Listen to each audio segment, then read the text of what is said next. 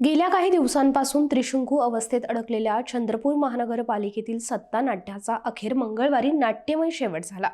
शेवटच्या क्षणी उद्धव ठाकरेंच्या शिवसेनेला सोबत घेत भाजपाने राजकीय चमत्कार घडवत चंद्रपूर महानगरपालिकेत सत्ता स्थापन केली। अवघ्या एका मताच्या फरकानं भाजपाच्या संगीता खांडेकर यांनी महापौर पदाची निवडणूक जिंकली असून काँग्रेसला मोठा राजकीय धक्का बसलाय।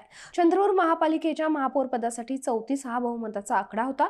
या निवडणुकीत भाजपाच्या संगीता खांडेकर यांना 32 मतं मिळाली, तर काँग्रेस उमेदवाराला 31 मतं मिळाली, तर वंचित बहुजन आघाडीचे 2 नगरसेवक गैरहजर राहिले, त्यामुळे बहुमताचा आकडा 33 वर पोहोचला।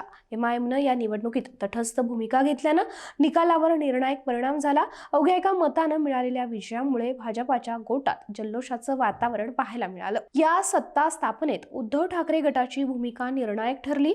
भाजपाकडून संगीता खांडेकर या महापौर पदाच्या उमेदवार होत्या, तर ठाकरे गटाकडून प्रशांत दानव हे उपमहापौरपदी निवडणुकीच्या रिंगणात आहेत। भाजप आणि ठाकरे गटामध्ये सत्ता वाटपाचा ठरलेला फॉर्म्युला महत्त्वाचा ठरला। त्यानुसार महापौर पद सव्वा वर्षासाठी प्रत्येकी 2 टर्म मध्ये वाटून घेण्यावर एकमत झालं असून पहिल्या 1.25 वर्षासाठी स्थायी समितीचं अध्यक्षपद हे ठाकरे गटाला देण्यात येणार आहे।